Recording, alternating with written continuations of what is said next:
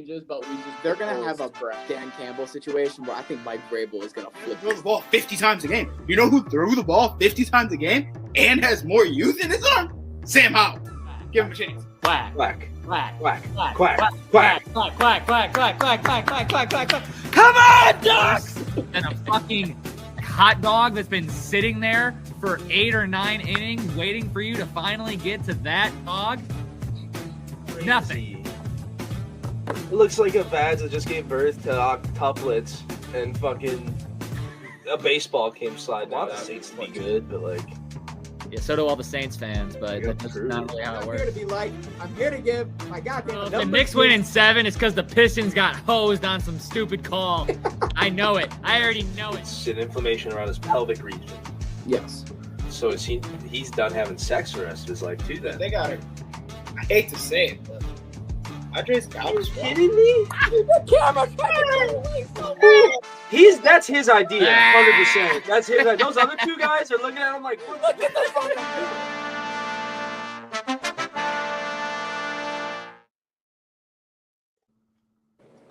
What's going on, people? We are back on another Wednesday evening, which can only mean one thing. It is Ride the Tide Sports Podcast.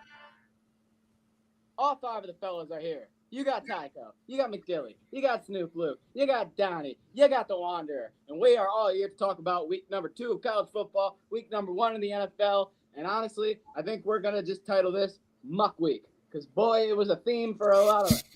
It was mucky. It wasn't pretty. But like Tyler has said multiple times, week 1 in football is harder than ever to pick. Week 2 is just as difficult. So. Oh, I said that too, motherfucker. Well, I believe you. Tyler told me it like an hour ago, so it's fresh in my mind. Yeah, he believed me first. He believed you. But anyways, we got all the fellas here, ready to talk football. Without further ado. It took me saying it for him to believe. Because he has recency bias because he's dumb. God damn it.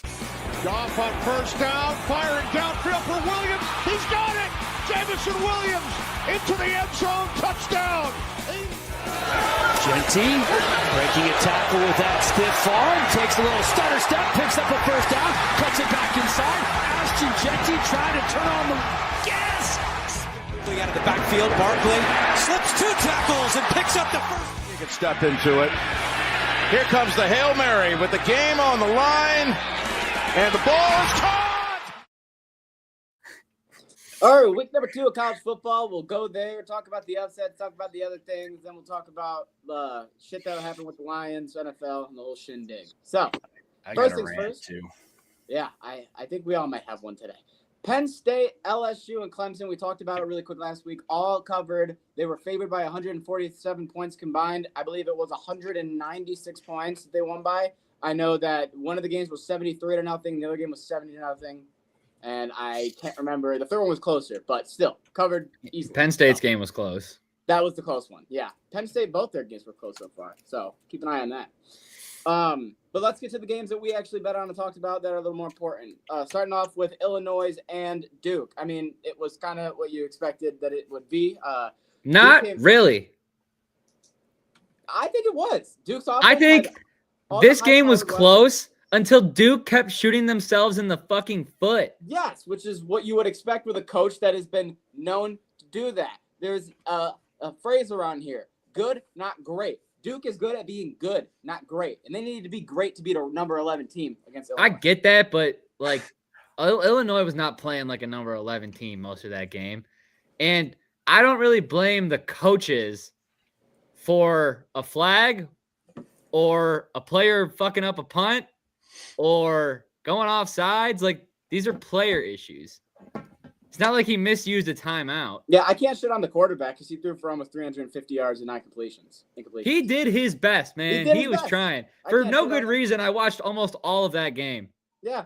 Luke Altmaier, and I think it should have been a lot closer. Luke Altmaier did his thing, almost 300 yards, 3 touchdowns, 90 completions, similar. So I thought they both played well offensively. It just, came down to the mistakes in the second half because when you lose 20-0 in the fourth quarter, that's called the wheels falling off the wagon.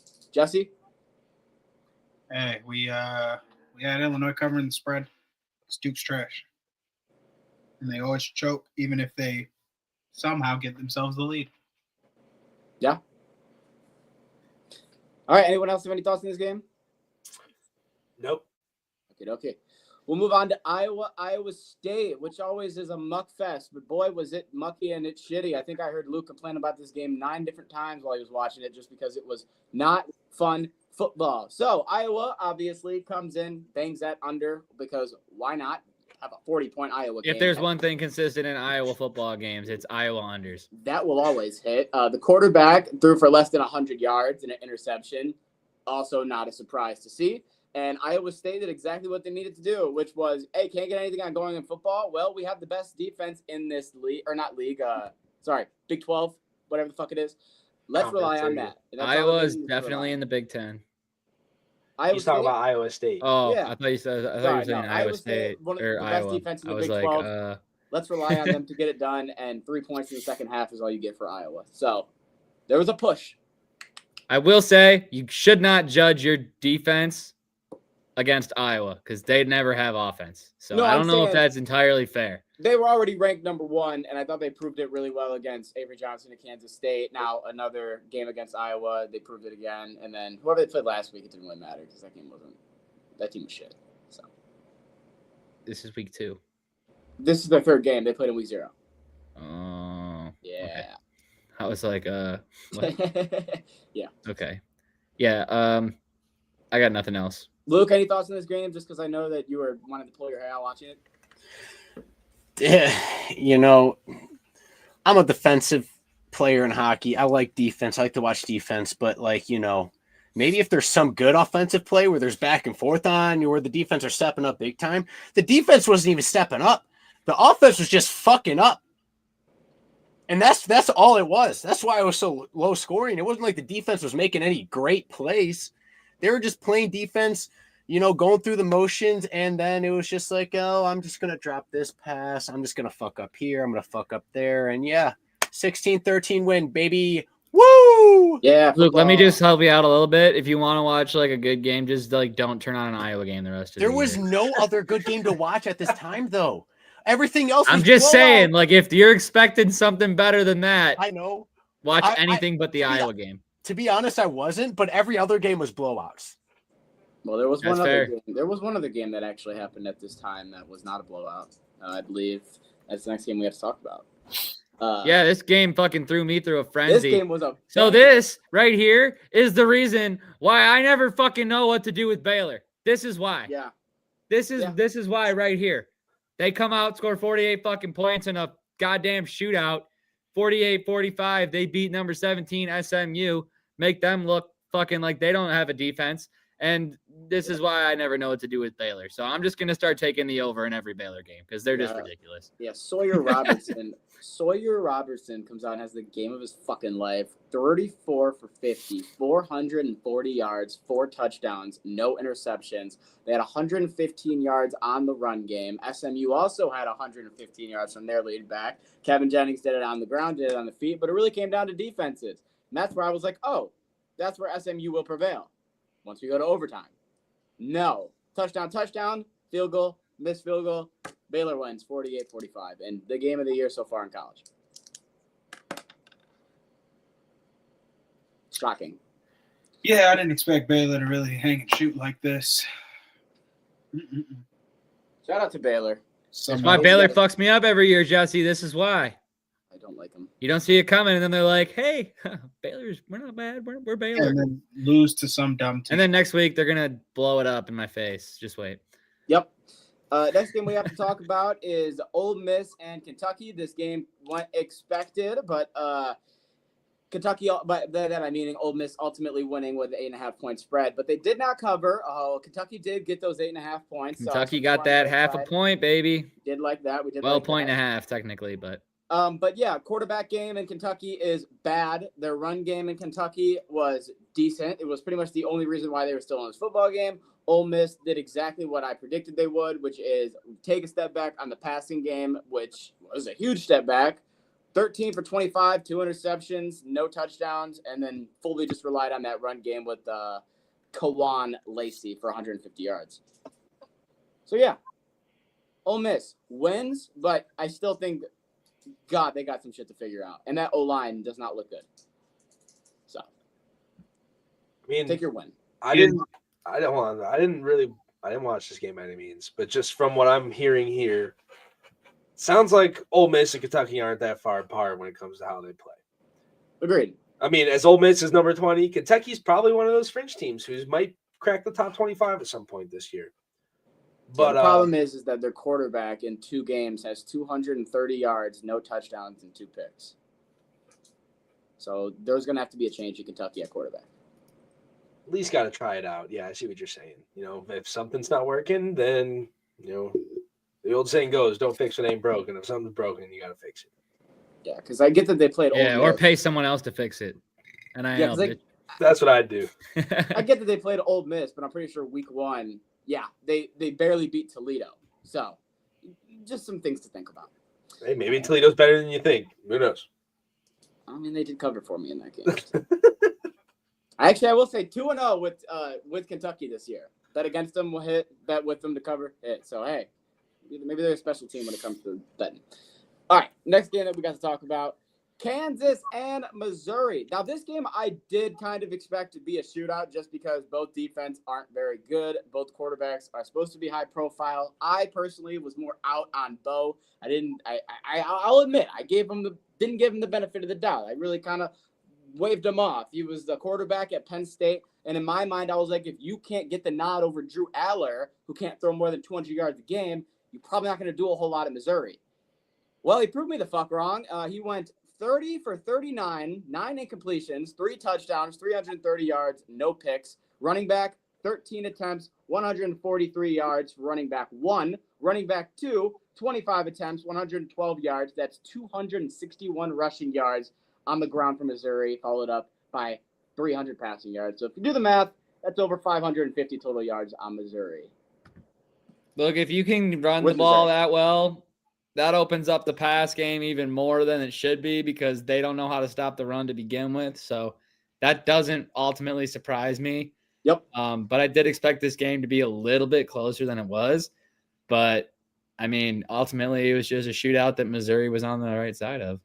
Yeah, I think Missouri turned a lot of heads in this game. I think a lot of people were a little more out on them just because the 2 biggest players, one on defense, one on offense, both went to the draft. But what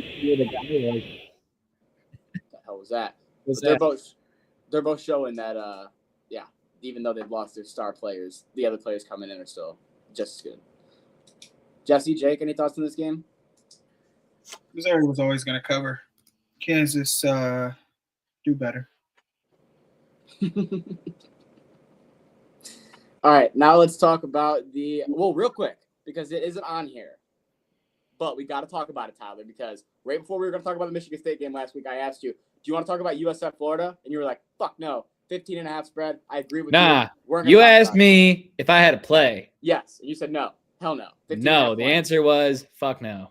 But really quickly, we had to talk about USF, who you were up on in campus kickoff. I thought you were crazy. You were up on in week 1. Thought you were crazy. Because my biggest thing was this was a team that I thought could improve, that they had a substantial defense. And they came out against DJ Lagwell, one of the best offenses, not just in the SEC, but in a lot of people's minds, top 20 in the country, and shut them the fuck down for 3 quarters of football. They were able to get a touchdown in the 4th quarter, which, made the score look a lot better, but they were shut down all game. 9 points going into, 4th quarter. So shout out to your boys at USF. It's not like anyone had some crazy performance, but the defense, I guess, was the ones who did, I guess, have the crazy It's a team win. Yes. Huge team win. Huge win for you, because I know you were very uppity on them. So, look, whenever you can take credit for taking a team that everyone thinks is going to be fucking dog water and saying that you think they're going to be good, and then they turn out to be fucking good, and now they play Bama this week, I wouldn't sleep on them. Stop sleeping on them. They're better than you think. Yeah. Okay. Now we can talk about Michigan State. Just really quickly wanted to throw that. No. Or Michigan. Sorry. That game isn't fair. I saw the Michigan and I jumped to it. So I know what you did. Yeah, you know what I did. Let's talk about the game of the week on our podcast presented by us. Hell yeah. Michigan, number 15, played number 18. Presented by Oklahoma. Jake. Yeah, fuck yeah. Bryce Underwood threw as many completions as he got paid millions of dollars at the college. Sorry. Oof. The joke was right there. 9 for 24, 142 yards. Now, takeaways from Michigan really quick. I do still think you have a solid RB1. 19 carries, 125 yards, back-to-back games, over 100 rushing yards for Hayes. Shout out to him. I don't Transferred think from Bama. I don't think Bryce Underwood, even though the stat line shows what it did, honestly looked that bad in this game. I just think that I'll tell you why in a second. I just think Oklahoma looked a lot better because John Mateer was not throwing a lot of stupid passes. He was actually making a lot of safe passes that were resulting in a lot of yards, 270 yards. And John Mateer also had 75 yards on the ground, which I was not ready for my boy. Here's the difference, Dylan. They let Mateer fucking play football. Yeah. They really did. They didn't let fucking Underwood even try in the first quarter at least, and the second quarter. Because here we go. First drive, run, screen. All right, second drive, run, screen, punt. Well, the first one was a punt too. All right, third drive, run, screen, punt. All right, fourth drive, let's go. Run, screen, punt. All right, here's the fifth drive where we have a chance to get fucking points for once. Run, punt. But there's a flag for them hitting our kicker, so we got a first down. Incomplete pass after that. A run with the defensive holding, so we got another first down. And then run. Complete pass, run, incomplete pass, missed field goal. That was all the first quarter. What the fuck are we doing on offense? Dude, Chip Lindsey needs to get the fuck up and out of here. He's our OC. He needs to not be your OC because what the fuck are these play calls? We're paying some dude $15 million to play quarterback, and we're playing the most pussyfoot fucking football I've ever seen in my life. We have no O-line. It does matter. Don't say it doesn't matter because it does matter. It does. If you didn't have if you have an O-line to block for you and give you time as a quarterback. Oh, he's had more time to throw the ball. He's had and a then here's the other decent time. problem. He's got no one to throw the ball to. It's hard to throw the ball to when most of the pass throw plays are screens. Let's just throw it 5 yards back. He's got no receiver. There's no top receiver on this. Let him drag it out. That screams, I get the ball every time it's a pass. We don't. No, but you know what happens? That's why the screens come in. He's the type of quarterback. He's the type of quarterback. Let him extend the play for someone to adjust and get people open. The same way Mateer was doing, however the fuck you say his last name for Oklahoma, he was extending a lot of plays, and then guys were just getting open and finding open spots, and he was hitting them. He had more time. We're not letting Underwood fucking extend the play, use his best abilities to actually make plays. And if our O-line's so bad, why is Haynes still running his ass off for the X amount of yards? What about the fact that you guys might have a savior coming in to turn things around? What about Biff? Huh? I don't know what I'm looking anything. What about Biff? Biff Poggi, the new at this point, anything over Chip Lindsey, because his offensive play calling is straight dog water. We have some QB, and his play calling is like the opposite of all of Bryce's strengths that was being talked about coming in. Why are we running the ball 18,000 times and then throwing screen passes instead of letting Bryce extend the play and throw the ball downfield more? Oh my God. We run the ball. That's what Michigan does. We don't throw it. We pay those. When we're getting shit on by Oklahoma, you change the game plan. But that's not how Michigan I've runs. never seen Michigan change the game plan in the last 5 years of watching Michigan. More than that. And there's one consistent here. Sharon Moore may not have been the head coach, but he watched this team run the ball all the time. You run the ball, you throw checkdowns, and you play solid defense. That's what he learned being an assistant coach at Michigan. So what's he trying to do? Exactly that. However, his team isn't as good. So at some point, you'd assume the play calling would change. I'm not saying at halftime I expect it to change, but going through the weeks of the season, you would expect it to open up more. However, to Jake's point, Michigan does not have stud wide receivers. Michigan almost never has stud wide receivers. They had a really good tight end for the last couple of years, but no one ever really talks about the receivers because Michigan doesn't recruit receivers well. That's true, but we got speed. But if that's the case where if they can't get open on the initial play on the initial routes, let Bryce extend the play. Stop with these little bullshit fucking passing plays that's not allowing our receivers to get open. If they're not as good as there, let Bryce extend the play. Give them the chance to find open field on more broken plays because Bryce is extending it. And when we're running the read option against New Mexico 1,000 times, not letting Bryce even take the ball one time and letting Haynes run it or Marshall run it, why are we not trying to have that against Oklahoma, against a ranked team, and try to let Bryce keep the ball sometimes on the read option if we're running the ball, and especially with how effective Haynes was being? So let me just say this. How do we know for sure that they're not letting him do it? What if he's just not doing it? Well, here's the thing. I didn't see a lot of read option plays. If it's a read option, the it's the quarterback's choice whether he keeps it or gives it. So if he's not keeping it, that's on him. Yeah, but here's my thing. To be a Bryce against New Mexico, he was not. You could tell he was told to not even fucking take one because even after he blocked for his running back, Sharon Moore, even after the game, was like, yeah, I don't even want you doing that. Like, they're trying to protect him for the first year. Like, buddy, this is college. He could leave next fucking year. Why are you This is college. You don't let him fucking throw the ball and do what he wants to do. Yeah, I agree. He's going to be gone. Let him do what he's good at. I agree. And you're not letting him. I agree with what you're saying, Luke, and I also agree with what they're saying. And I just did a little bit of research here. Since the COVID's been, the COVID season and all that. 2021, Cade McNamara threw the 4 years. Yeah, Cade McNamara threw the ball over 300 yards. Michigan threw the ball over 300 yards. One time, that was in a 33-37 loss to Michigan State. We were at that game. 2022. Over 300 yards one time, J.J. McCarthy against Hawaii, and then a second time against TCU. That's 3 times. So once in the very beginning of the season and once in the playoffs. Yep. Then in 2023, they threw for over 300 yards once against Purdue. In 2024, they've thrown over 300 yards 0 games. So in the last 4 to 5 years, they've thrown 4 games over 300 yards. So what I'm saying, to back your guys' point up, is they're not going to change for Bryce Underwood. They're not going to change for Tom Brady. They're not going to change for anyone. And that's then the kiss problem. Bryce Underwood good fucking bye because he ain't going to stay here if you're not going to let him cook. I agree with you. That's the problem. That is the All right. That is my rant for Michigan. Fucking change.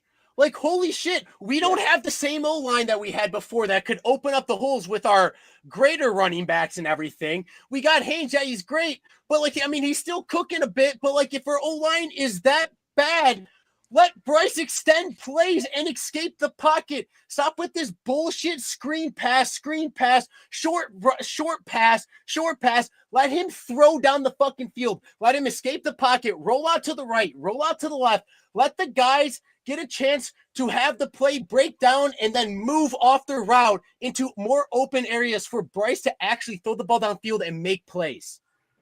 That's what we're paying him for. Why the fuck aren't you letting him do it? Yeah. All right, let's move on to the other Michigan team. Let's talk about Michigan State. They did not cover. Boy, did they barely win. For some reason, every time they play Boston College, it's a fucking sweat fest. But not Thomas Castellanos, sorry, he left. Dylan Longeran came out here and threw for almost 400 yards, 4 touchdowns, 10 incompletions. They didn't have a run game, but it didn't matter because Michigan State's passing defense still looks like dog shit. Aiden Childs, once again, not throwing the ball a whole lot like he did last week. They relied on the run game. Miles Frazier, 17 carries. Aiden Childs, 40 yards, 12 attempts, and another additional 40 yards for 150 yards on the ground. Game went into overtime, 7-7, bang. Then we go into double overtime, 6 points for Boston College. Don't get the 2-point conversion. Michigan State comes back, scores a touchdown, gets the 2-point, walks it off, 42-40. And Michigan State wins in once again, like I said, a sweat fest. Tyler. This spans back to last year, but Aiden Childs passed 5 games as a Spartan, 10 touchdowns, 0 interceptions. That's why he's been throwing it a lot. That's the difference. Yeah, because before he would throw it 30 for 50 and have 2 picks and 3 touchdowns. Yeah, it was some Jameis Winston shit. So I'm glad to see he's gotten it more under control and, Whether it's running it more, whether it's doing more checkdowns, hell, whether maybe it's taking a sack or two instead of making the dumb throw. I like it. Look, I thought all he had to do was at the end of last year, he looked solid. I was like, if he just takes this and progresses on it for next year, they can have a decent season. Yes. So far, 2 games in, it looks like he's done that. Now, This Saturday against Youngstown State will not be much of a fucking test, but as long as you continue what you've been doing, we'll be fine. Going 3-0 into the USC game. Now, did we say this was a must-win game? Yes. Did they win this must-win game in double overtime by 2 points? Yes. So we'll see where you're at, Jonathan Smith. If you, I'm still just big on a bowl game this year. If we can't get the 6 wins, get them out of here. But Look, 2-0, and we should be 3-0 because Youngstown State sucks. I'm a Michigan guy, and I'll say that hands down. But if Michigan, if Michigan can't win it, I want a Michigan team to win it. State's the next man up. Granted, yeah, it was a back and forth game, went to double OT. Michigan State pulled it out. I'm happy for him. And yes, Aiden Childs has narrowed it in compared to what he was beforehand. And for the most part, it's working. And like I said earlier, don't fix what ain't broke. If it takes less pass plays to get the dub and make smarter choices, if the run game's working, fucking run it. I mean, hey, sky's the limit. You guys, Michigan State can be just as good as anybody as long as, it's college football. Anything can happen. Yeah. They just got to play well. And so far, they're playing at a decent pace. They're not doing bad. They're not great. There's work to be done. Not by any means. I agree. Let's talk about Arizona State and Mississippi State. Upset. So my biggest thing is everything Luke said about Bryce Underwood and Michigan, you can just take that, roll it up into a ball, and throw it at Arizona State. Sam Levitt, who was in the Heisman conversation this year after doing fucking phenomenal last year in regular season and playoffs, had 41 passing yards at halftime. He finished the game 10 for 22 with 82 yards, a touchdown, and 2 picks. 1 pick was not his fault. It was a tip type of thing, but the other one was bad. They ran the ball for 250 yards on the ground. Run. The only difference between the Michigan game and this game was they saw something working with the run game, and they kind of just kept going with it. First running back, 18 carries, 110 yards for Brown. Uda, running back 2, 23 carries, 105 yards and a touchdown. 250 yards right there. So then you go to Jordan Tyson, number 1 wide receiver, 6 receptions, 68 yards, pretty much inactive.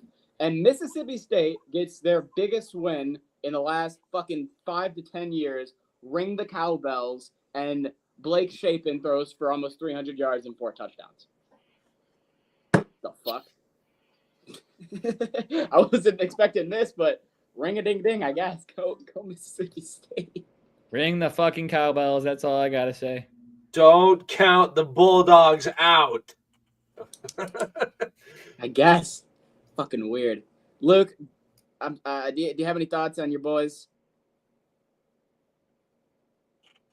They blew it. They did. Just pain and misery. Fuck them. Fucking assholes. Last game we got to talk about in college football is, and Tyler, you got me on Baylor, and I had to eat that one. But this one I can return the favor because Diego Pavia proved exactly what I knew, and that is he is a better quarterback than Kyron Drones, and Virginia Tech's defense did them no favors as well. Obviously, Pavia got hurt halfway through the game because he loves to get hurt, but then he came back and dunked it out. 6 incompletions, 193 yards, 2 touchdowns, and a pick.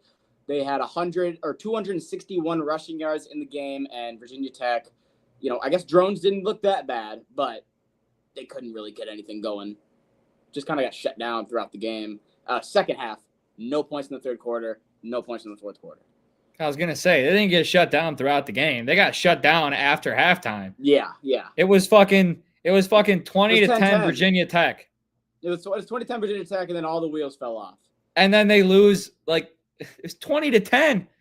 You let up 34 unanswered points. What the fuck? That's all I have to say as a man that had Virginia Tech. What the fuck, guys? Vanderbilt's a fun team. I think they were a fun team last year, and I think they're still a fun team considering that they pretty much have the same. I'm surprised you didn't take Vanderbilt, dude. They're in the heart of Nashville. Nah, Tyler was riding with the Turkeys. It was the first game at Virginia Tech. Enter Sandman. Wow. The vibes You were gotta high. remember, it's not. I It's get not it. college Look, football. as a guy that 2015. supports Alabama in football most of the time, I'm still salty that they beat Alabama. Yeah, maybe that's just what it was. I'm not taking Vanderbilt.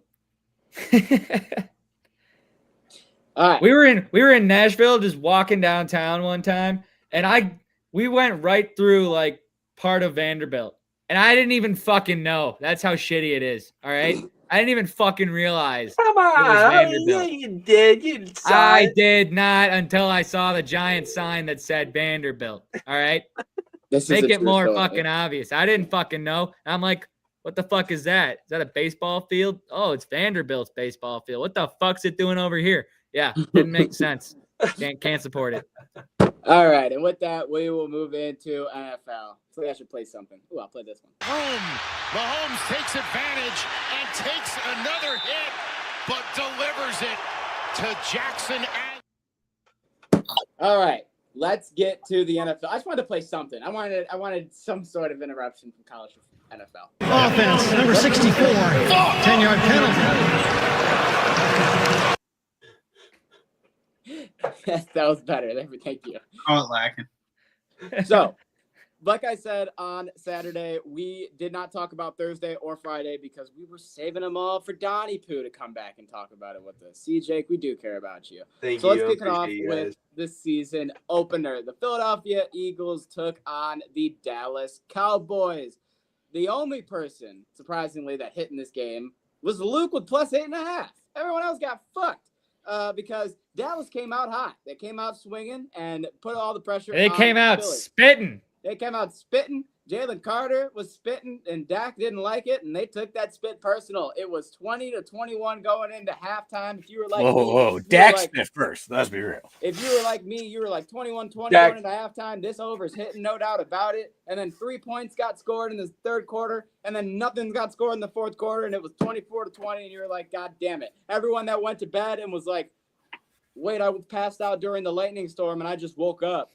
Did I miss something? Is the game still? No, the game didn't fucking change. It was still 24-21, and you missed nothing. Yeah, I don't make it through most of these fucking primetime games because, work and bedtime. But Relatable. I woke up and I was like, no fucking way Dylan didn't hit the over. I went to bed and he was like 5 points from the over, and he never got there. I got 3 points. Blew my and fucking that was mind. it. I was pissed. Great way to start the season, but we bounced back. Jake? Yeah, I don't really have much to say on this game outside of fuck the Cowboys. All right, Luke? I mean, it's all coming. These You don't want that motherfuckers. hit. Yeah. I saw them keeping away, even if the scoring continued and the overhit. The Cowboys were still going to stay up close, especially with the ejection of Carter and Williams actually benefiting off it. Yep. I agree. Jesse, any thoughts on this game? Jalen Carter doesn't spit on Dak. This isn't a 21-20 game. I mean, a 24-20 game. They're In not which way? I'd say like that, they would have gotten dogged. The fact that Jalen Carter, their probably best defensive player, who was in the middle where they kept running the ball and that opened up the throwing. But yeah, There's no doubt in my mind the game plan changed when Jalen Carter came Yeah, out. of the Javonte middle of Williams defense. isn't getting 2 rushing touchdowns. I'll tell you that. oh yeah. Yeah, see, Carter just has to do what Dak did and just spit on the floor in front of him. Yeah, Yeah, for sure. because then you could just say you had something in your mouth. When you spit on Yeah. him, then it's kind of hard to Yeah, when you spit and smirk at him instantly. Yeah. And then obviously he said shit to him beforehand that Dak said he Like, couldn't damn, reveal yeah. in his interview. So All right, let's talk about a game that I enjoyed. yeah, again, Thoroughly. we talked about the hit, but let's talk about what actually went down here. We had a quarterback on the field that was the best quarterback on the field, and it wasn't Patrick Mahomes. Herbert came out 25 for 30. Hold on, Dylan. Can you say that? Can you just repeat that sentence again? We had a quarterback who was the best quarterback on this football field, and it was not Patrick Mahomes. Justin Herbert, 25 for 34, 318 yards, 3 touchdowns, was dumping it off all over the field. Why? Because what is their main thing with Jim Harbaugh? Run the ball. What could they really not do? Run the ball. So what did they do? Oh my God, Luke, a Michigan head coach that actually did it. Close your fucking ears. They improvised and changed the game plan, and they started throwing the ball a lot more. What? And Quentin Johnson. Are you serious? And Glad McConkey had 75 yards. And Keenan Allen had 7 catches for 68 yards. And everybody was getting the ball. Everybody was getting fed. And the Chargers put belt to ass on Look what happens when you get paid millions to do something. Yeah. You know what I think? You know what I think? What? I think the Chargers just exposed how crappy the Chiefs secondary can be. Not saying they're that bad all the time, but when you have guys like Quentin Johnston, who really haven't proven much the first few years in the NFL, and then Keenan Allen, who's on the tail end of his career at this point for a professional athlete, popping out for over 50 yards, or even Quentin Johnston's case, he did well above that. Yeah. And you know how the Chiefs are not that good of a team, and they have a great quarterback, and that's what wills them to the wins they have. The Chargers are finally showing that it doesn't matter if our run game's up or our pass game's up. Yeah. We're going to beat you. The Chargers have a great base of a team here. I loved what I saw Friday. Fuck the Chiefs. Let's go Chargers, dude. Go Chargers. And you knew Mahomes was struggling because fucking in the first quarter, Travis Kelce takes out his own teammate. Xavier Worthy has no shoulder. And now you're looking at a situation where Marquise Brown had 16 targets. Why? Because who does he have to throw to? He has Juju Smith-Schuster and Tyquan Thornton as his 2 and 3. He was fucked. He had 2 people to throw the ball to, and Pacheco was not the running back that game. No. And fuck Travis Kelce for hurting Worthy, dude. He's on 2 of my fantasy teams. You're a fucking dick sucker. I hope Taylor Swift cheats on you. Worthy shouldn't have said that. Hope Taylor Swift cheats on you. Taylor Swift shouldn't have said that she was running That's around my her tight house end. screaming when Worthy got drafted, because Travis Kelce heard that shit and said, "Oh, so Worthy's probably your favorite player then. Let me fuck him up." That bitter old man. Fucking gay. You can't look me in my face and tell me that he wasn't aware he was about to run into him and put his arm. He was looking at him the whole time. He was not looking at Mahomes. I feel differently. I feel like neither of them were looking where they were supposed to be. I feel like they were both looking for the ball. Looked and realized he was like, "Oh shit!" It was too late at that point. Maybe. Luke, I'm guessing you love this game as much as the rest of us. You're a big Chargers guy. Yes, I loved it. And I loved it fantasy wise because Travis is my tight end. So, coincidentally, taking out Worthy kind of benefited him. But POS. Yeah, he had 2 catches. Go Chargers, go! Travis had 2 catches and a touchdown. This selfishly. He got you like 12 points. Fuck you. Worthy would have had Worthy would have had like 20. You guys, you suck. Jesse, the normal tight end will get you like fucking 5 to 6 points. Jesse, real quick, do you have any thoughts before we go to Tyler? I know he's setting something up right now. This is another one of those games where I'm like, God damn it. I really feel like this would have been a different game if they had their true wide receiver one for now. Because the amount of deep balls I watched the Chargers let off that I was like, where are these catching? And he might be gone. Was at least 5 times. It was a great game, but hey, are the Chargers a throw first team? I don't know. They were that. Anything from Madden 25s, the Chargers are not to be fucked with. Chris Jones can do shit. Don't fuck with the Chargers. That's not true. Chris Jones was doing his thing. He had a good amount of pressures. All right, Tyler, do you have any thoughts before we move on? Yeah, sure. Wow,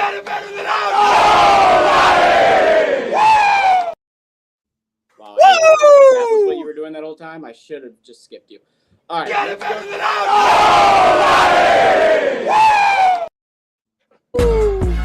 I'm fine in the West. Oh, that's one of those times that clip actually works. Yep, exactly. Let's get to Sunday. Yeah, but they're actually fine in the West. Oh, they think they are. Until the Broncos come in and take that division from them. No, But we'll see. Game number 1 on Sunday.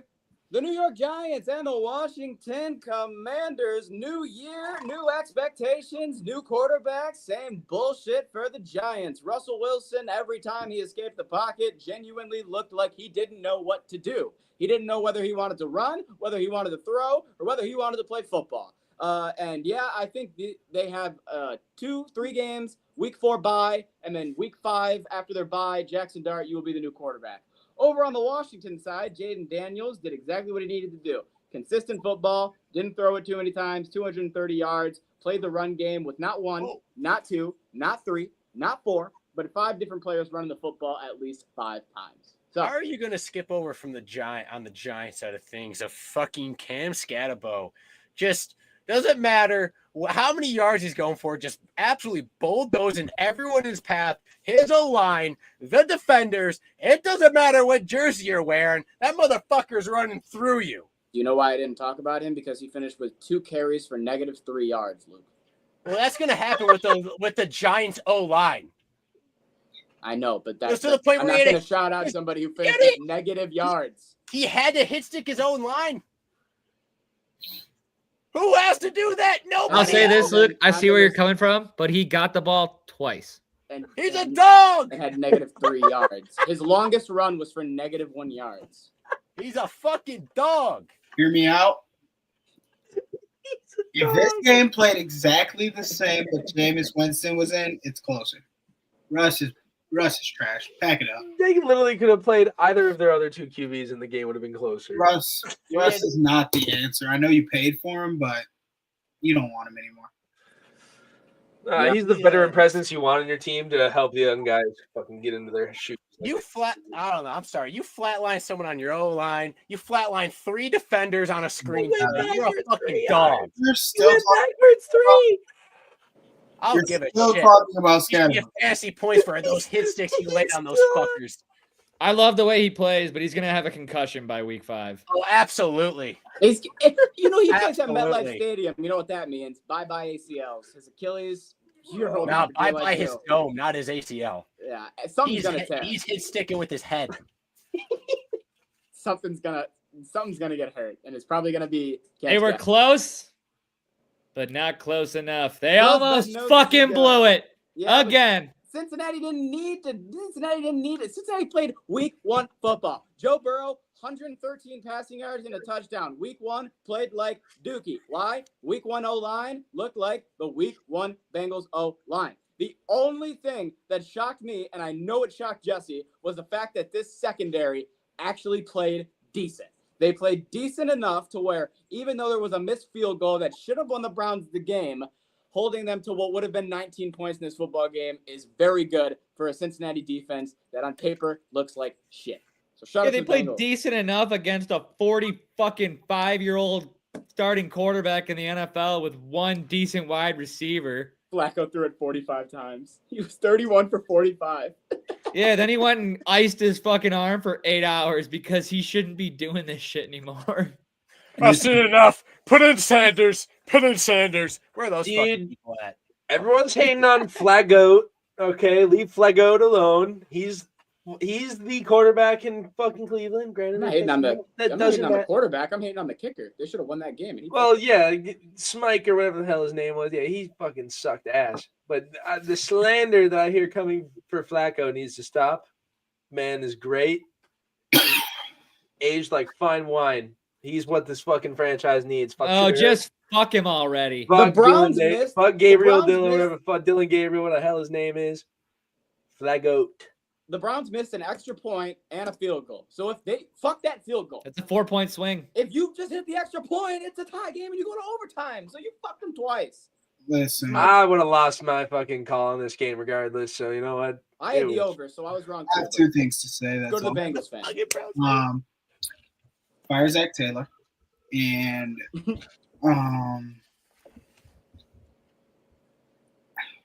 don't know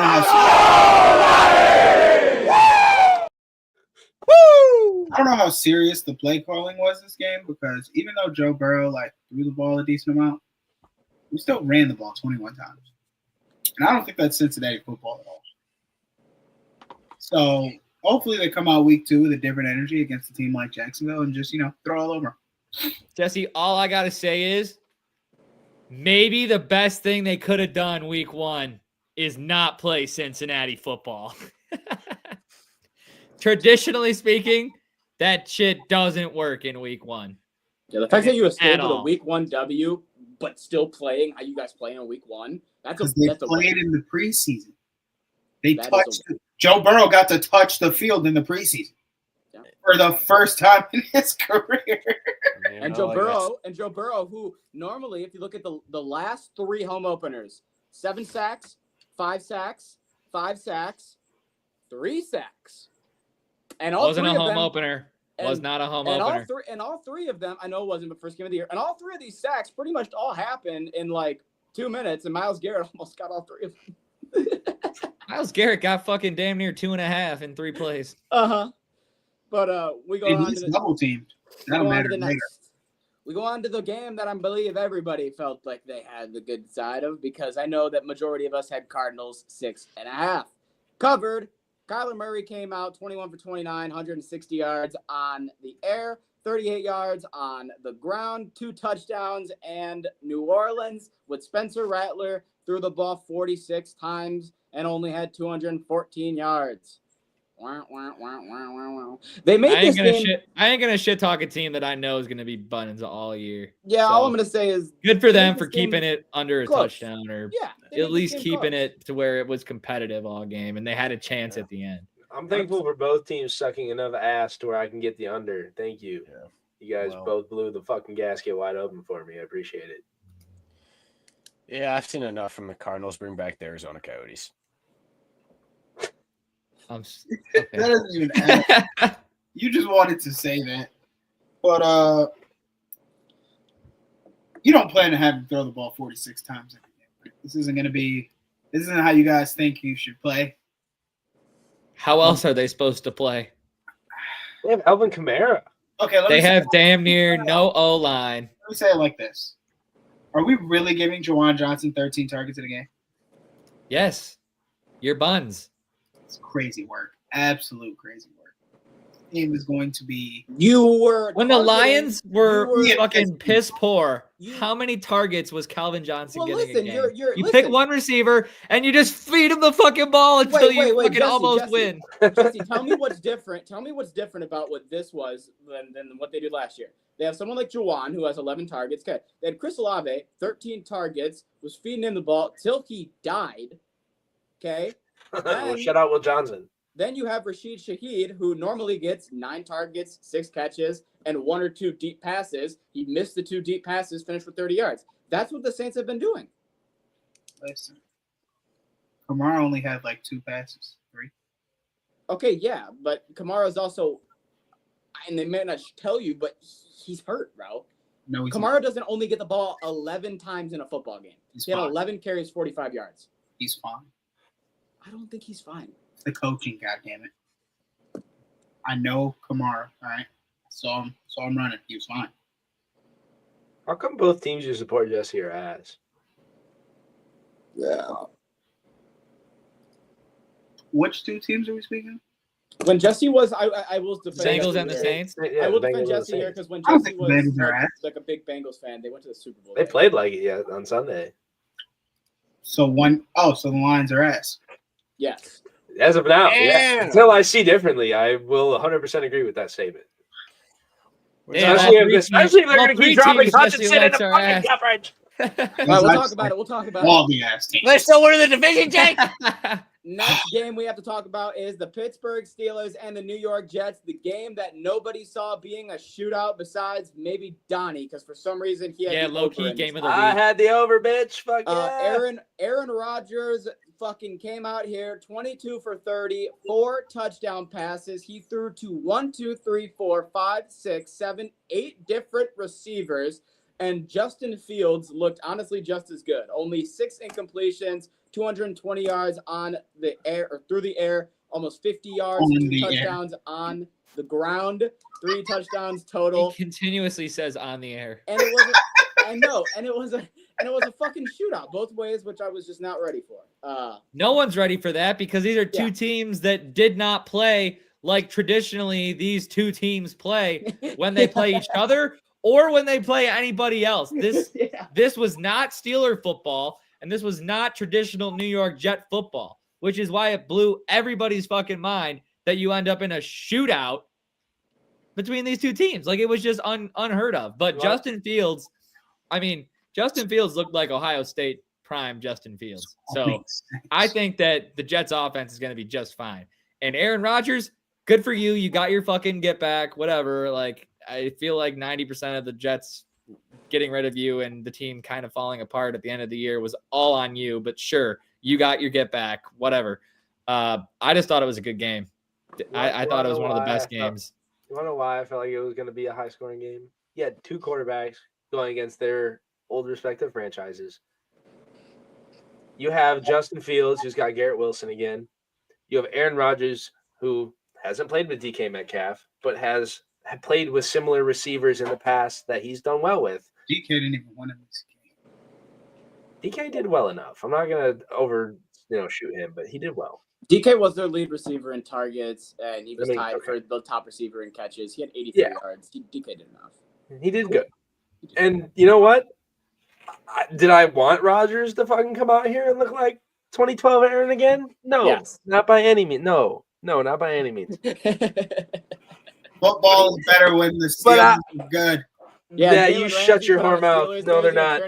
I've seen enough of the Steelers. They've won. Oh, you haven't, because this is only the beginning. I feel like you should be looking in the mirror and talking to yourself as a Bengals fan in that division. I know. It's a shame. It's a shame, but guess what? I think you're I saw Aaron Rodgers doing his little back foot throw again. I'm like, dog, that Achilles is perfectly fine. He looked like he wanted to play football again. Is all. And if he... Well, it's all... Go ahead. Sorry. He's going to play on some, this is my final year, I'm about to try and do it all type shit. Yeah. He's fully capable of getting this roster at least 10, 11. That's the only reason I'm uppity, like you just said. That reason right there is because I think he's going to try to do some Brady. This is my final year. I got to go out with everything that I have, and that's what makes me up on the Steelers. That and the fact that they always finish 500, 10 wins. All right, Jesse. Aaron Rodgers for MVP. You heard it here first. Hey, whoa. Whoa. And then Fields, glad you do what supporters think you're capable of. We believe in you. Don't know if you'll win games, but hey, this is exactly what happened with the Bears. The one game you lost in like 5 games, you balled out, but your defense couldn't hold. The Jets defense, with Aaron Glenn as a head coach, should be able to figure it out better, just like the Steelers will. So I think we'll have some fun games, and I'm really excited for this Buffalo game. Yeah. All right, let's move on to the next game. We got the Buccaneers and the Falcons. Big divisional game. Both of us, division winner game. We talked about it on Saturday. Falcons came out in this game and looked great. I thought the Bucs came out in this game and also looked great. I actually took away from this game that these two teams will be battling again the next time they play for a one spot in the division. Michael Penix came out and looked probably one of the best games he's had in the NFL. 27-42, 298 yards, a touchdown, no interceptions. Looked great. Bijan started the game getting fed, and then like normal after halftime, they said, you don't get the ball anymore. Don't know why, but that's just what they do. And Baker Mayfield, who I think we've known for the last couple of years now, is really good at finding ways to win. He might not have the prettiest stat line out there, but he's gotten very good in Tampa Bay at winning games, clawing out dubs, and finding ways to win games. So the Bucs won 23-20 on another missed game-winning field goal by Young Ho Koo. Probably like the 4th or 5th I've seen the last couple of years. Game tie, but still, he's missed a lot of clutch kicks in the last Koo has completely disappeared as clutch. He is no longer clutch at all. He misses many game-tying field goals the last couple seasons. Yeah. And I don't know what's up with Drake London. I think something happened with his shoulder. I forget what it was. I read it earlier. But it's fine now. If he has to miss any time, I think this will be interesting because you still don't have Mooney. Then you would not have London. It would be fucking Ray McLeod as your number 1 receiver. As a fantasy owner, I was checking in on this morning, and he's supposed to play on Sunday. Yeah, he is supposed to be good. But let's hope he hits that field because Penix can't be diving across the line like that too many times. Oh, Penix is on the verge of becoming Atlanta Michael Vick Part 2. So just get ready. Oh God, no, he's the Kirkovic. It's a little bit buff. Kirk Can't Covic. do that much running, but he might fuck around. Donnie, I know you were with me on the Bucks. I was, yeah. This was a fun game to watch from start to finish for the most part. I mean, both offenses looked really nice, and I liked what I saw from Penix. It just sucks that my Koo Young Ho was missing the mark on that last kick. I would have loved to see that go to overtime and see what happened That's there. here. Yet again, it shows that Baker can get the job done, though, in Tampa. I mean, I've loved Baker ever since he got to Tampa. I feel like he finally found his home. I mean, that's where he's supposed to be, and he fucking rocks it. He rides it, and that's what she said. That's what I have to say. 100%. That's way to phrase it. I was going to hit you with it, but thank you for saying it. Next game we got is in Jacksonville. The Jaguars took on the Panthers, and Luke came on here and he said, you know what, Bryce Young had one season where he kind of looked like dog shit. And then at the end of last year, the last couple of games, he figured it out, got his things back together, started looking good. And then game number 1, I hate to say it, I felt like I was watching week number 3, week 1. Andy Dalton's going to take your spot. Oh, no, Bryce Young again against Jacksonville. Just bad interceptions. First week, give him time to figure it out. Just 2 bad interceptions, 150 total passing yards. He had a tutty, but it just looked bad for Carolina. And Jacksonville didn't have to do anything impressive besides give Trevor Etienne the ball over and over and over, and he had 150 rushing yards. So Trevor, right? Trevor. Did I say Travis? No, you said Trevor. No, you said Trevor. You said Trevor, but we're talking Travis. I meant to say yes. Okay. Yeah. Trevor and Travis. Okay. I'm wondering if the Panthers are realizing their issue. And their issue with Bryce Young, and the reason Bryce Young has difficulty is because you set up your O-line for failure playing with Bryce Young.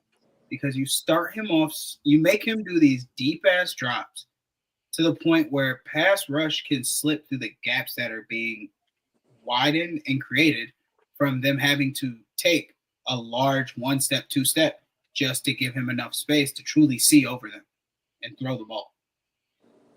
And I think those last few games last year might have been a fluke. It's just week 1. Don't want to overreact, but Bryce Young might be on his way out. Week 1's all about overreactions. Get this mid-ass Bryce Young motherfucker out of there. Sucks. Luke, your rebuttal? This is week 1. Give him some more time, damn it. Fuck. He needed like fucking 13 weeks last season. In Jacksonville. Right, let's hold talk. on. One thing. I just got to say one thing to Jacksonville. Go ahead. You drafted a receiver first round. Quit throwing him these planned, just 3 yards up, cut in, slants. Give the boy a chance. And did you forget about Brian Thomas?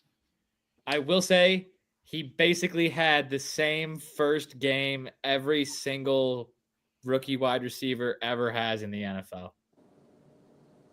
I'm not going to throw anything shade-wise at him about that subject yet until they do it continuously. I agree. And moving on to the next game, talking on the theme of overreactions and underreactions and all that shit. I don't think it's an overreaction to say the Miami Dolphins look like one of the worst teams in football and could be vying for a number 1 pick. Tua will be dead by week 8, not anything on his own, but that O-line is by far the worst in football. The D-line is also atrocious. If you're a fat man playing in Miami, you're bad at football right now. It's not a good scene. On top of that, when it came to running the ball, Achane got shut down, and then they tried to get it going with Ollie Gordon.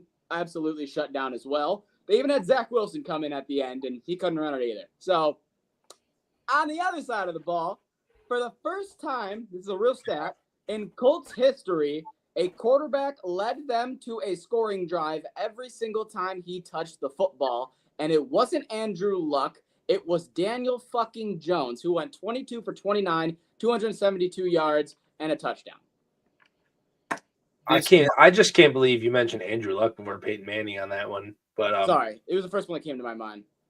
But yeah, I mean, the first time since The Colts Super Bowl run in the late 2000s? Mm, 07, 09? I can't remember. Who was the quarterback? Manning. Oh, there we go. This is the first time, this is a genuine stat in Colts history that a quarterback, every time they touch the football, then the scoring job. I was shocked. Let's say the last time it happened, Manning did it, and he missed one drive where they didn't score. Uh-huh.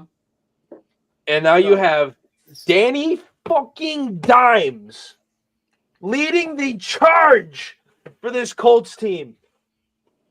Don't sleep on Daniel Jones. All right, time out. Don't sleep on him. This is what I have to say.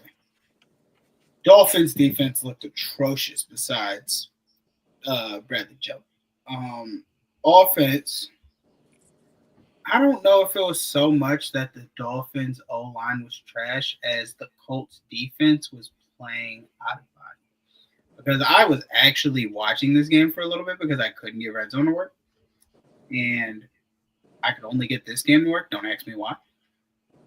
Colts defense was playing absurd. Tua had no time. Couldn't develop plays. But that defense looks atrocious. Looks bad in Miami. I mean, Luke? Colts usually have a tough. I'm not gonna lie. Mike McDaniel's gonna lose his job. Oh, yeah. And then you're gonna slot in Quinn Ewers for Tua when he's gone. And you're gonna run a Texas-style offense with the speed you have, and it's gonna work out for a couple games, but you're still gonna be a top 10. I refuse to comment. Did you say Texan style? No, Texas. He said. Oh, I was gonna say because that game didn't go very well. But Damn, what's that? anyways, Dylan, I just want to go to your stat real quick. Yep. Colts quarterback Daniel Jones is the only quarterback in NFL history to lead his team to points on every drive of a game since 1991. This is not just a Colts thing. Wow. This is an NFL thing. Peyton Manning did not do it in the early 2000s Colts run. It has not happened in the NFL for 34 years. Also, I'm saying Peyton Manning did it. He missed one drive in the game. He was perfect until Yeah, a drive. so he didn't fucking do it. I didn't say he did. Danny Dimes did it. Exactly, dude. Don't sleep on Danny fucking Dimes, all right? I'm going right back to sleeping on him. He played the worst team in the fucking NFL, damn near. Unless they were playing the Browns, but the Browns at least have Myles Garrett. The Dolphins are ass. Yeah. Yeah, I agree 100%. Me next week on Danny Dimes, right here. No, nah, dude. Sleeping. Danny fucking Dimes is the fucking shit, all right? All right. Don't sleep on Daniel Jones. Let's get to the next game. Raiders and Patriots. 2 new coaches, 2 new teams. And outcomes. This motherfucker.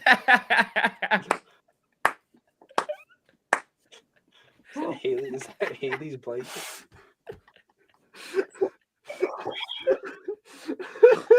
Oh, it's who? I'm not the only one seeing this right now. There's no way.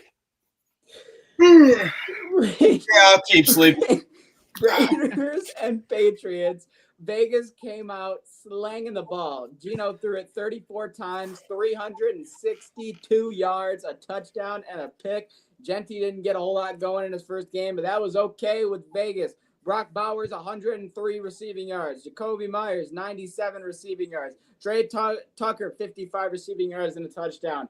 And over on the New England side, they were trying to battle. Drake May, 287 passing yards and a touchdown. Honestly, didn't look as bad. But just like the Raiders, no run game at all. Yeah, Raiders were stuffing that. Another game that on paper, it wasn't really a shootout, but both quarterbacks threw for over 550 yards combined, which I don't think you would have threw that was going to happen on paper. So another surprising game to me, but shout out to Pete Carroll and the Raiders for getting a dub. Patriots missed Christian Gonzalez for sure. Ramondre Stevenson does not need to be in just because it's the red zone. He wasn't that good last year. You guys went with a first-round pick. Got to give him red zone touches. Yeah. You can't just pull him out, put in the big guy when the big guy hasn't been able to get the job done for you. Yeah. But Gino was unsuspectingly slinging it. Like, I know he's going to throw it, but I feel like Pete Carroll, he relied a little more on the run game when he had Geno. And those two were together. Maybe I'm tripping. Well, when they had Lynch. And it was him and Russ. That's what I meant. All right, now let's go to the two people who were the biggest on the Raiders. Luke, go ahead if you Threw some want. shit at the fucking wall and it stuck. That's all I got. Look, I think for the most part, the Raiders made upgrades for sure. They upgraded the quarterback. I think Genty was definitely an upgrade at running back. Granted, he didn't have a great game by any means. He was about as good as you can get for a rookie, running back in his first NFL game. Am I super impressed with how they beat the Patriots? No, considering how the Patriots are nowadays. They're not the same superpower team. They're still a young team trying to figure it out, just like the Raiders are. But the Raiders got that veteran presence now.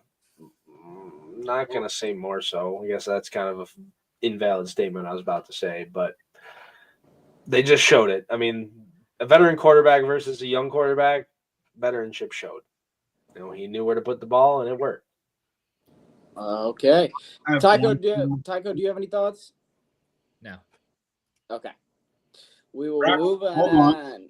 Brock Bowers already has more 90-plus yard games than less than 50-plus yard. Love that. Good job, Brock. All right. Let's go.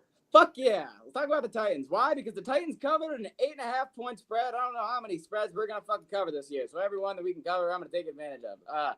Cam Ward came out there, and very similar to the Lions game and the Michigan game and the Arizona State game, he had a quarterback condom on him. They did a run, check down, run, check down, and they just really were playing very safe when it came to Cam Ward's first game. They weren't letting him sling. I thought 2 passes I saw that were over 20 or 30 yards, and I was like, okay, and they were both incomplete.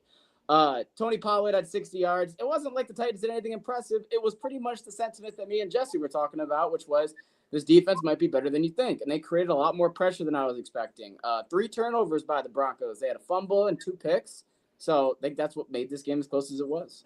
They could have won this game. Titans could have won this game. Cam Ward played.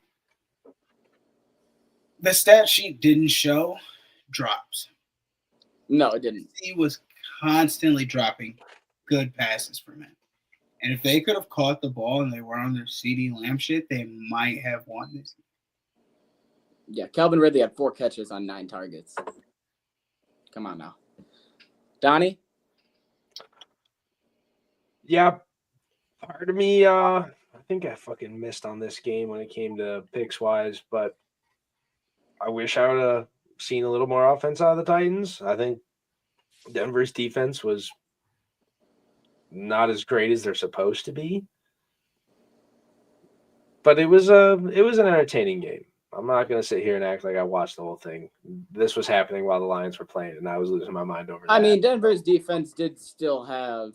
I mean, they're not saying they didn't play good, I mean, he still but had 7 sacks against my boy Cam. He still couldn't really breathe. well, that doesn't help your Titans O-line sucks, but Yeah, we're not very good at O-line. yeah, we have Peter Skoronski and Kevin Zeitler and 3 nobodies.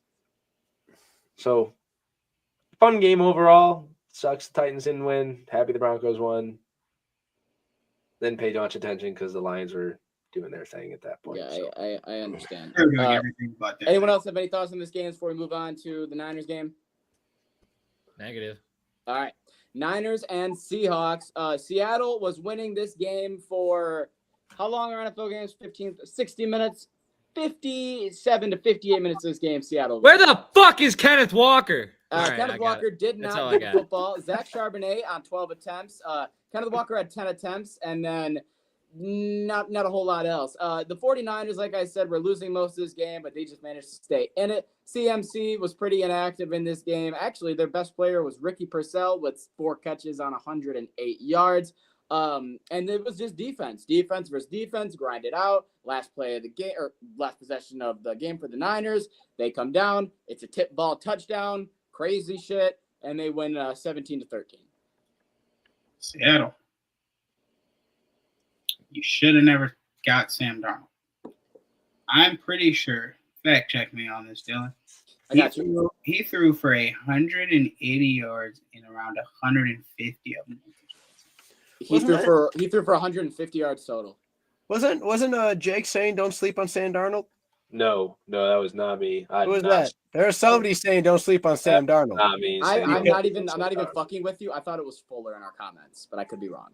It probably was. I bet you I it don't was. think it was Fuller. I swear it was Jake. I know it was not me. I promise you it was not me. I've been a Sam Darnold hater ever since. I just can't think of anyone on this podcast who's been a big Sam Darnold guy. That's why I don't. Not a Sam Darnold guy. You may be confusing that with Sam Howell. That might be it because we're all big Sam Howell. No, there was somebody that me and Jesse will fucking die on the cross. I remember Sam shitting. Howell. Hey, no, I just remember shitting on Sam Darnold, and there was somebody that was glorifying the fuck out of him. I'm not gonna lie. I don't think anybody did. It was not me. I promise. But anyways, besides Jackson Smith and Jigba, no one else got the football. Arroyo, 1 target. Kenneth Walker, 2 targets. Barner, 2 targets. Cooper Kupp, 2 catches, 3 targets. So yeah, no one else really was looked at.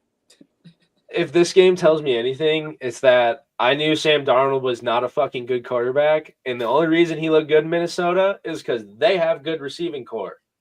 No, it was also because they had probably the best, if not top 3 defense in the league out of nowhere last year. So he could win these games. He could win with 13, but he also – I'm not talking about score-wise. I mean, just as a quarterback, Sam Darnold didn't look awful last year. He didn't. Oh, Jake, Minnesota had a better everything. Yeah, I see what you're saying. Yeah. My point, I mean, everything. His team made Sam Darnold look good. Where now he's in Seattle, and Sam Darnold does not look good, and that's what I've been saying. Sam Darnold what you're supposed to do. Good. He's not. Use the Vikings to get your bag, and then right off into the sunset on a mediocre rest of the year contract. This next game, we're not going to go into detail with because it was just a shitter, and we're not going to run through every game in detail like that. 14-9, Rams won. Both teams looked like Dookie. Wasn't a fun game to watch. Right. Texas don't have an O-line. No, they don't. Now, I needed to do that because I knew that we needed to create time because I have a feeling this is not going to be a 2-minute thing. Lions and the Packers. The score was pretty much 27-6. Tesla got a one-handed catch at the end, so the score looks better than it was, but just know it's pretty much 27-6.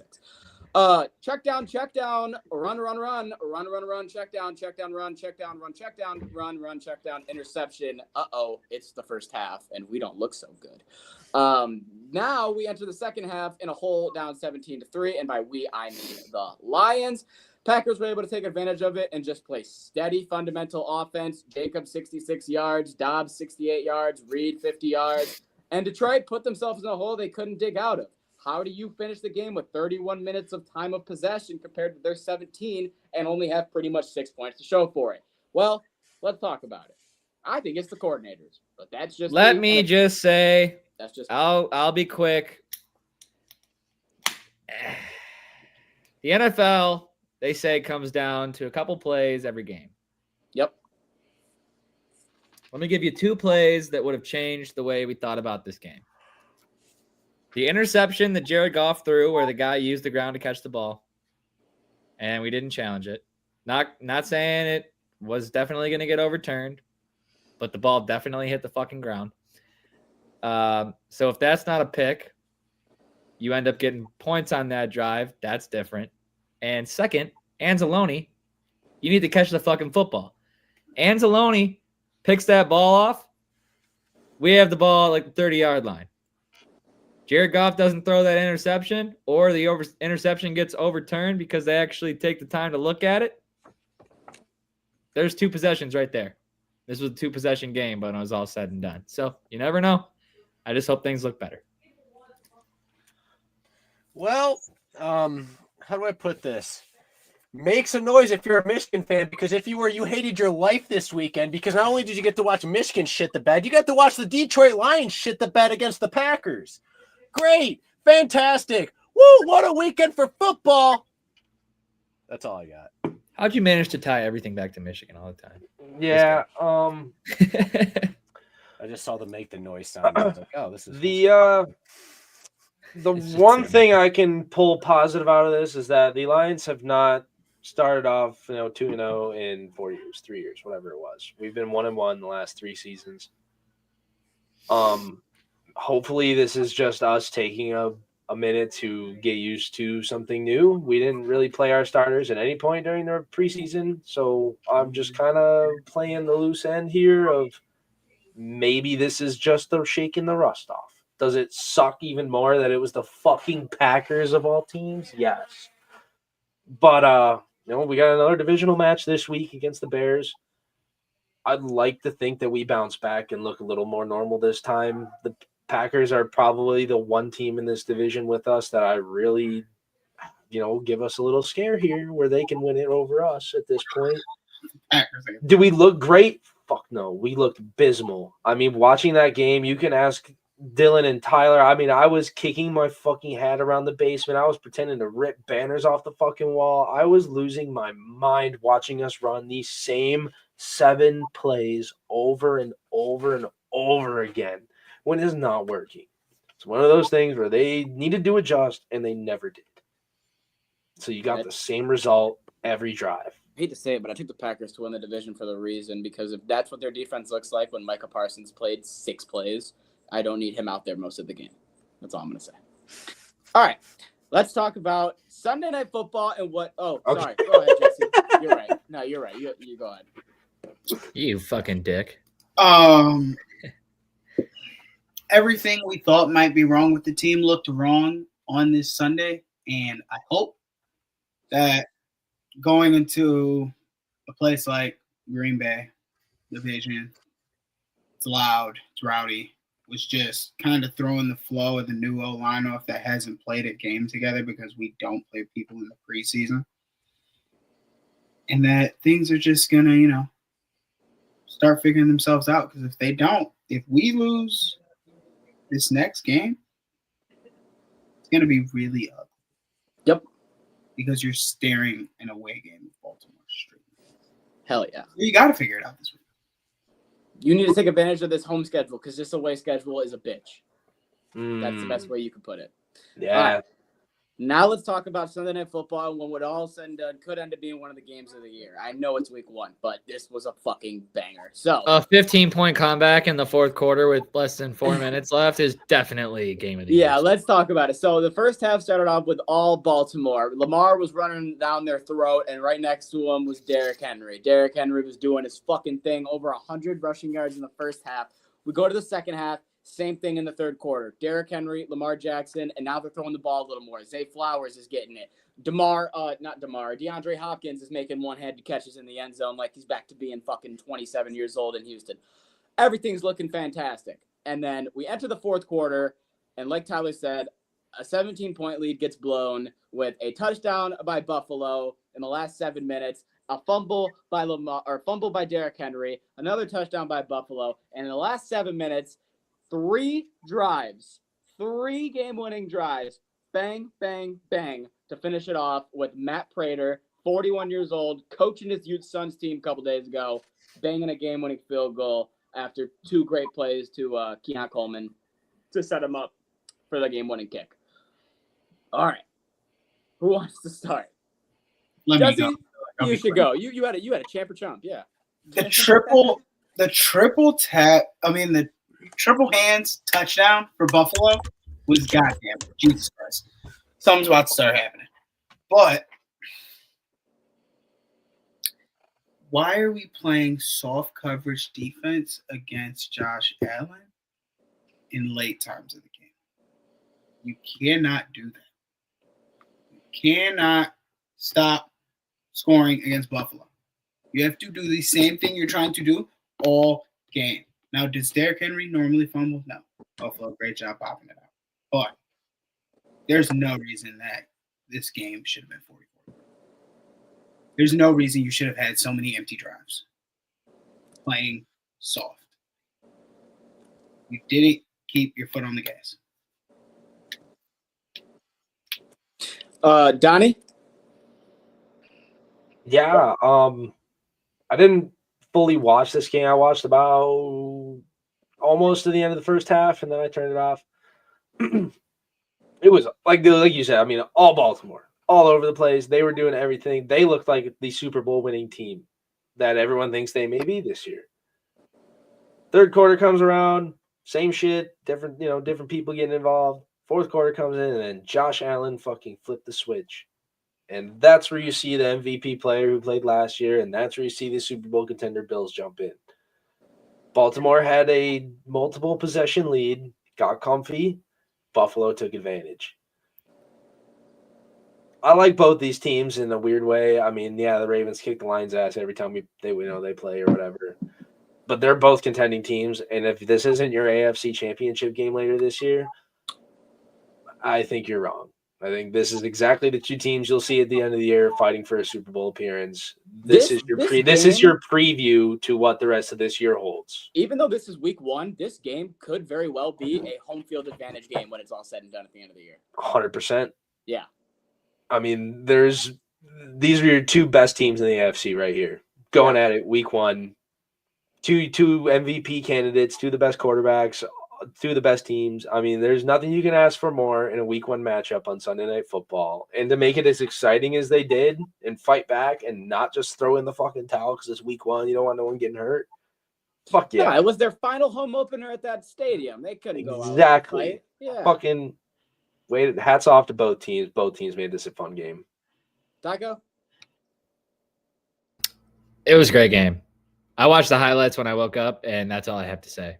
Hell yeah. That's literally it. There's nothing else to say other than this was a great football game. Because, like I said, it has the potential to be game of the year. Yep. I wouldn't be surprised if it is. But again, some people are just upset that Lamar Jackson just keeps getting hoed by his team. Because Lamar Jackson is always the best player on the team. And then Derrick Henry has a hell of a game. And the one mistake gets screwed. Let's listen to this Ravens fan who had something to say to Lamar Jackson.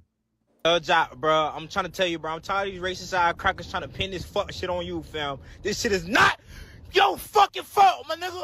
This shit ain't your fault, nigga. This shit all the blame on King fucking Henry. Hell of a game, boy. Hold on to the fucking ball. And Jair pussy ass shit selling. Fuck that nigga, man. It's like, bro, every year, bro, nigga, I put blood, sweat, and tears into this fan shit, bro. I stay up late, bitch. I got work in the morning, but I stayed up late to watch y'all live. And it's like, these niggas keep fucking playing with you, bro. Bro, put that fucking cape on earlier, bro. These niggas don't get it, bitch. You the black Superman. You the hood hero, nigga. These niggas don't want it as bad as you, bro.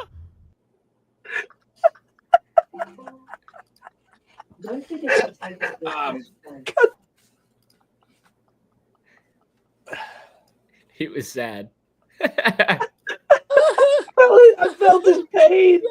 I felt it. Yeah. Oh man. I don't know. I'm just, I ain't putting that on Derrick Henry even a slightest bit because of the one mistake, because he ran for 169 yards and 2 TDs. Just because he fumbled with the ball once. Maybe that defense should have waken the fuck up at one point in the fourth quarter to not allow the absolute collapse of a lifetime. I don't know. I agree. No, you make a good point. I mean, hey, when your offense puts up 40 fucking points, you expect your defense to get one fucking stop at one point or another. And one mistake shouldn't cost you the game. I agree with you, Luke. I agree. And speaking of collapses, let's talk about another one for the final game of the week. So over on primetime, we have the Chicago Bears. New coach, new mindset, year 2, Caleb Williams, and everything's looking good. They go up to a 10-0 lead. It leads to 10-6 at halftime. Then we go into third quarter. We're up 20-6 over a pick 6. J.J. McCarthy can't throw the ball. He looks like dog shit. 17-6. Looks like dog shit. Pick 6. This guy sucks. Blah, blah, blah. After that pick 6, J.J. McCarthy woke the fuck up and said, you know fucking what? Demon woke up inside him, dude. I'm going to start trying. And from here on out, he went from 10 throws to 20 throws. But what did he do? He didn't miss a pass the rest of the game. Finished with 143 yards, 2 touchdowns, a comeback victory for Minnesota. Chicago shut the fuck down in the fourth quarter. And new year, new coach, same shit. And all 3 coaches, Dan Campbell, Ben Johnson, Aaron Glenn, take a loss. Bro, switch it up to demon time come time that fourth quarter came around, because that motherfucker started not be able to miss a pass. And the only time the pass was being dropped was by the receivers dropping it when it's in their hands. And the motherfucker just Oh, yeah, you know what? Let's just try and ice the game even more. Let me read option. Another Michigan guy in the NFL, read option. Maybe some team should take some notes. But read option, rush it into the end zone, fucking boom. And then it was on Caleb's to not choke again, and he decided to keep joking. Yeah. And JJ didn't have a great game, but I thought JJ did enough to win. And sometimes that's all you need. JJ has. Oh, go ahead and play the video. Dude, the fucking most beautiful step back I've ever seen in my life. Fucked his ankles up. He put him in a seated position on. Notice how he did that in the first possession of the game, and then where'd it go? I didn't notice the time when Ty showed me this beforehand. Yeah, because that was when he had. But still, hey, great step back. Regarding the game, regarding the game itself, I think JJ's stat line is the most Michigan quarterback stat line I've ever seen in an NFL game.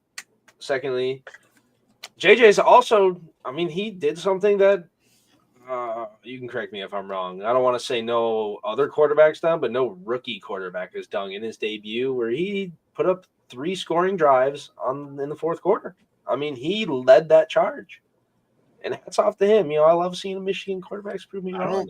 I was not a fan of JJ getting in the NFL. I did not think he'd excel. And so far, after the pick, he fucking put his big boy boots on. He tried. It didn't work. I know what stat you're talking about. I think that was for like the entire game, not just the fourth quarter. No, it was a fourth quarter thing. He's the first rookie quarterback in his debut to score on. He is the first quarterback to do it since Cam Newton in 2011. There you go. Oh, all right. I didn't hear that. I didn't see that. Cam Newton was My apologies. My apologies. McCarthy's feat made him the first rookie to achieve that specific combination of fourth quarter scores in his debut since Cam Newton did it in his debut in 2011. All right. So 14 years. Still hats off to JJ. No, yeah. Still hats off to him. 100%. Also proves my point when I said earlier that I feel like you could put any quarterback in the Minnesota fucking position, Minnesota quarterback spot, and they'd probably look pretty fucking decent. So I agree. All right. Jesse's not here, so we'll have to get his pick later. But before we get the fuck up out of here, we got a game tomorrow at 8:15. So the Washington Commanders are going to Green Bay to take on the Packers. A little Jordan Love and Jaden Daniels action. -3 points for the Packers right now on DraftKings, over under 48.5 points. Well, it's a need now. Give me the Commanders money line. I'm going to take the Commanders on the points.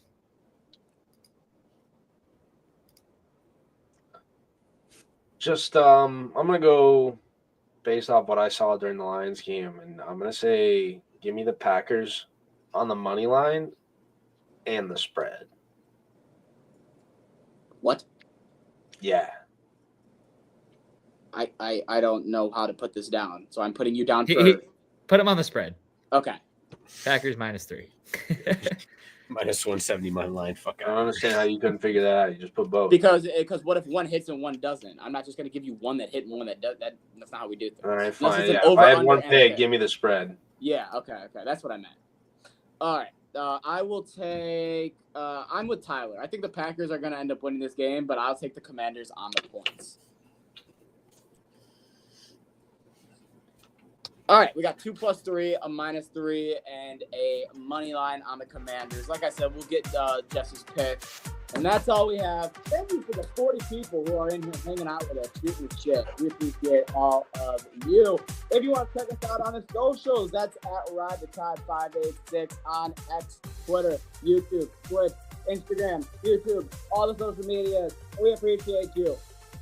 Thank you guys for watching. The next time we will be live will be tomorrow. Campus kickoff. Make sure you're there at 4 o'clock. Be there, be squared. And then we'll see you Saturday for the prediction.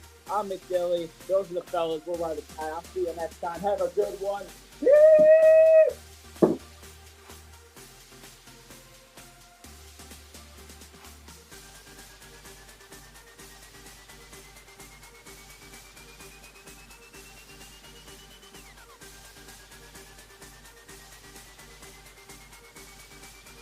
Got it better than I